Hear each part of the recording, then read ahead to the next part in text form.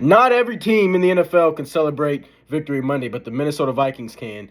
They defeated the Jacksonville Jaguars yesterday, 12-7 in Duval County, Florida. And here on Monday, I have 10 Victory Monday thoughts right here in front of me. So I'm going to get right into it. First, I think, they won the game. But one of the biggest storylines coming from it was the performance of Sam Darnold. And with that, I have to say, you see why he will not be the starting quarterback in 2025. Many people knew who he was at the beginning of the year. But, you put him in this great situation with a great head coach and good offensive weapons around him. And he's having the best year of his career. But he has talent. He does have talent. But, you have the decision-making, you have the bonehead plays, and that's not going to get it done in the playoffs. It's really not. And I understand football season goes ups and downs, but those interceptions 1 and 3 that he had were bad, and the second one to Justin Jefferson, just kind of miscommunication between those two, but he really should have had 5 interceptions on the day. So it is J.J. McCarthy's team. It is J.J. McCarthy's team in 2025. But yesterday, starting off with kind of a negative. This is Sam Darnold will not be the starting quarterback in 2025, and that's one of the first thoughts you come having from that game. And I say this because leading into my second thought, I thought Kevin O'Connell called a good game. Now, outside of 2 plays, Kevin O'Connell, you're going to look at the stat sheet, you're going to say 12-7, 4 field goals. How did the offense have a good performance? Outside of the quarterback sabotaging the game, really, the Vikings should have won this game 33-7. Right here, they had 402 total yards of offense, 4.9 yards per play. It was the third most rushing yards by the Vikings under Kevin O'Connell. And get this, the Vikings had the ball for 42 minutes and 19 seconds. Throughout this whole 2024 season, no team has had the ball more in a game than the Vikings did against the Jacksonville Jaguars on Sunday afternoon. And I don't know the exact number, but they crossed the 50 plenty of times, had multiple double-digit offensive drives. So, we can sometimes people blame the play caller, but again, it comes down to execution. And Darnold, he's your starting quarterback. And Kevin O'Connell going back, he's had Kirk Cousins, Josh Dobbs, Jaron Hall, Nick Mullins. It's not on the play caller most of the time. It's just the execution. And yesterday, like I said, the quarterback play was bad, but overall, the operation of the offense, in my opinion, was good, and it reflected that looking at the time of possession, the yards gained, how many times that we crossed the 50-yard line. And leading into my third point, there's another positive, and that is the tight end room is freaking awesome. My offensive MVPs yesterday were T.J. Hockenson and Josh Oliver. I have it right here, 12 catches for 125 yards. Within that first possession alone, not the first possession of the second quarter, Hockenson had 5 first-down conversions, and 4 of them were on third down. Man, it's great to have him back. It is absolutely great to have him back, and he's doing what he does best. And it kind of makes up for, you lost Christian Darrisaw, your second-best offensive player, but you replace him with your third offensive player, and he is very good in the short game. And then Josh Oliver has really emerged these past 2 weeks. He had the touchdown catch last week that really sealed the game against Indianapolis Colts, but yesterday he was solid as well. And he's a better wide receiver. He's a better receiver than many people might think he is, because when he's been in the NFL, he's been known as a blocking tight end. But people forget that he was, I think, a wide receiver at San Jose State when he was there. And when healthy, this is one of the better tight end rooms in the NFL. And I truly believe that, and it showed yesterday against the Jacksonville Jaguars. And number 4, kind of more of a negative. It was a sloppy game yesterday overall. 12-7.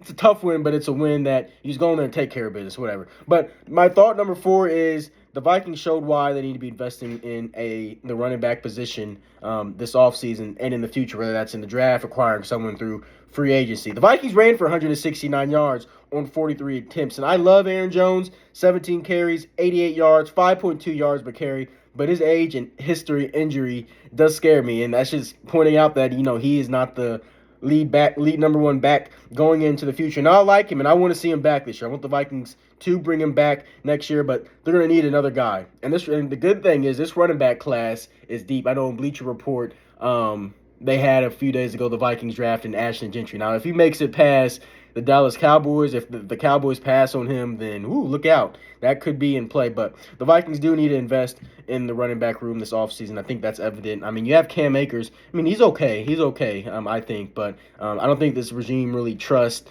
what's his name, Ty Chandler as well. So, you need to be, as the Detroit Lions have showed us, you need to have a 1-2 punch at the running back position. That is something that you would love to have in the NFC North. Now, I thought number 5. The defense was fine. Let's talk about it. The defense was fine, and they were fine last week too. They've allowed one offensive touchdown in the last 8 quarters.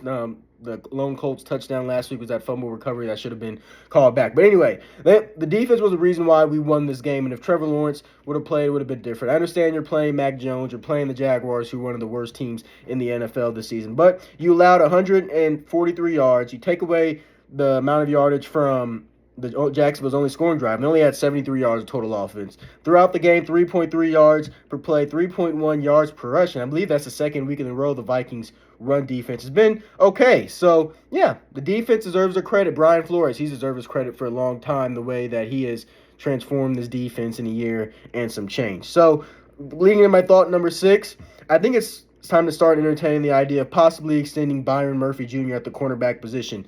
PFF grades aren't everything, but just looking at their metrics, Byron Murphy Jr. is having the best season of his career. And yesterday he had his best game this season throughout the 2024 season. Now he's 26 years old. He's an unrestricted free agent after this season. And the Vikings, that cornerback room, they are going to need kind of a complete overall. You have Mekhi Blackman coming back off an ACL injury, but, Stephon Gilmore's old. Shaq Griffin, that's on a 1-year contract. So, Byron Murphy Jr., I think he's been all right this year, but 26 years old, it'd be nice to just have, him under contract as you try to figure out some stuff within that DB room. Now, also at number 7, what I've realized from this game is the Vikings still need to find an interior defensive pass rusher. That is something that they also need to go after this offseason. I don't think the interior defensive line had any pressures. I don't think there was a single pressure recorded within that from the interior defensive line position yesterday. I know against the New York, Houston, and Green Bay, and the Jets, I believe the Vikings logged total of 20-plus pressures, something like that. I don't know. I was reading the PFF thing on it. But these past few weeks, the interior defensive line pressure just hasn't been. And now I like Harrison Phillips. I do like Harrison Phillips, and he had that fumble recovery yesterday, which was nice. But outside of that, we kind of need another Harrison Phillips or, something like that.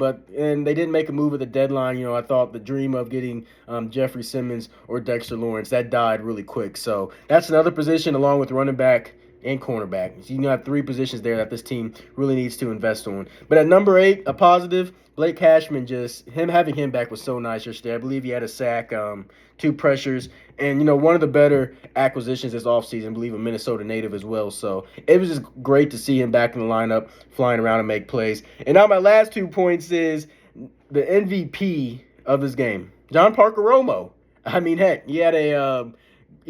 came in there off the street, replacing Will Reichert, who has been rock solid for us all year outside of that Colts game where he hurt his quad. And he comes in there, kicks 4 field goals, and basically just wins the game for us. You know how us Vikings fans are with our kicking history. So it's nice to see that the kicking game this year has been, for the most part, successful. That's the game MVP right there is John Parker Romo. And now number 10, I didn't finish writing this down, but the Vikings continue to be the only team that accomplishes only things that they would do. And this time it was a positive. I don't know the exact stat, but it was like teams with like a certain amount of turnovers or something like that is like 0-100 and something since 2006, which I believe was the Vikings-Packers game in 2006 where they lost. But the Vikings accomplished something that hasn't been done in over 100-plus games yesterday. Yesterday was a weird game. Your MVPs are probably going to be the kicker and the long snapper and the placeholder. But the Vikings win to move on to 7-2 on the year. I believe that tops the Vegas projected win total of 6.5 wins. So, you're in a good spot right now in the NFC. You're a game, you're 2 games behind Detroit, but you're still second in the NFC North, 7-2. No one thought that they would be here at this moment, which is still, you're kind of just playing with house money at this point. The Vikings, still a good team, one of the better teams in the NFC. So, another win, It's on in Nashville where they play the Tennessee Titans, and hopefully they can pick up that 8th win. Skol Vikes.